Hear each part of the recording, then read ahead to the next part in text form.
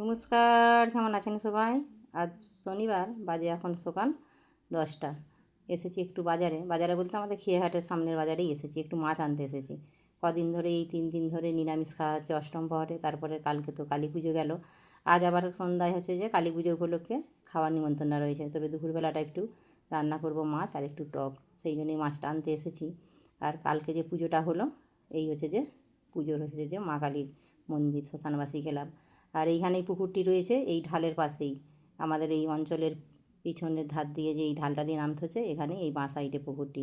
এই পুকুরটিকে এই মা কালীর সেই ছোট্ট মূর্তিটা যে আগামীকাল নিয়ে আসলে পুজোর আগে, ওই মূর্তিটি উঠেছিল, একজন স্নান করতে করতে মূর্তিটা পেয়েছিল।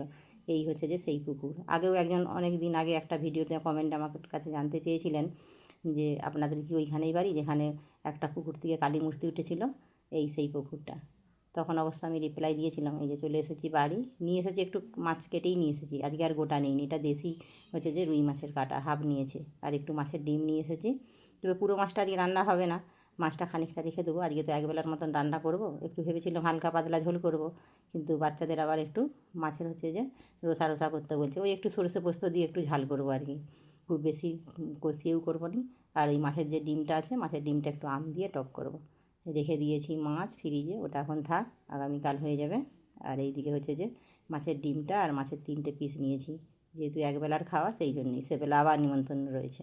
এই কয়েকটা দিন হলো শুধু হচ্ছে যে নিমন্ত্রণই খাওয়া হচ্ছে। তবে একদিকে ভালো মেয়েদের, যদি একটা বেলা না রান্না করতে হয়, যেন কি সুখটাই না আছে তাতে। এই যে মাখিয়ে নিলাম নুন হলুদ। আবার পাড়তে এসেছি গাছ থেকে একটা আম। এখনও গাছ থেকে একটা আমও পাড়া হয়নি, ঝড়ে যে গাছটা পড়ে গেছিলো, সেই গাছটা কাটার সময় যা 3টে আম ছিল সেইগুলোই পেরেছি। এরকম বাড়ির সামনে উঠোনের কাছেই যদি গেটের গোড়ায় এরকম আম থাকে, কত সুন্দর লাগে। এই যে আম পাড়তে এসেছি, এদিকে গোপাল বলছে ও পারবে আম, সেই জন্য গোপাল আবার দৌড়ে এসেছে আম পাড়তে। দে আমার আঠাটা পড়বে। সেন্টটা সেরা, হ্যাঁ, লজেনের মতো। বাচ্চাদেরও এখন স্কুলের গরমের ছুটি পড়েছে, তবে বেশি দিন নয়, ওই সপ্তাহখানেক পড়েছে। এরপরে যদি গরমটা থাকে, তারপরে হয়তো আবার গরমের ছুটিটা বাড়বে। তবে গরমটা এবছর সেভাবে নেই, কেননা প্রত্যেক দিনই তো বিকেল হলেই ঝড় বৃষ্টি, সেই জন্য সারাদিন ওয়েদারটা, রোদরা যদিও প্রচণ্ড চড়া, তবে খুব যে একটা অতিরিক্ত গরম অন্য বছরের মতো, এবছর গরমটা যদিও কম আছে। ওদিকে রান্না হয়ে গেছে, ভাত রান্নাও হয়ে গেছে। তারপরে হচ্ছে যে মাছের একটু তেল ঝালও করে নিয়েছি সরষে পোস্ত বাটা দিয়ে। আর ডুমুরগুলোও ভাজা হয়ে গেছে। এখানে বসিয়েছি এখন হচ্ছে যে মাছের ডিমটা একটু সেদ্ধ করতে, একটু জল দিয়ে নুন দিয়ে আর একটু হলুদ দিয়ে সেদ্ধ করে নিচ্ছি। মাছের ডিমটা আর ভাজা করবো না, এইভাবে সেদ্ধ করে নিয়ে তারপরে টক রান্না করবো। এই যে পোস্তুর দানার মতো ছেড়ে গেছে ঝুড়ে ঝুড়ে হয়ে, এবার হচ্ছে যে ছাঁকনিতে করে ছেঁকে নেবো। এই যে এইভাবে রান্না করলে কি হয়, মাছের ডিমটা আঁশটে গন্ধটা চলে যায়, সেই জন্য এইভাবেই করি। ফোড়নে দিয়ে দিলাম তেজপাতা, শুকনো লঙ্কা, 5 ফোড়ন। এবার দিয়ে দেবো কেটে রাখা আম, একটা আমেতেই টক হয়ে যাবে। তবে এই গাছের আমের রান্না এখনও করিনি, এই প্রথমবার, দেখা যাক আমটা কীরকম হয়।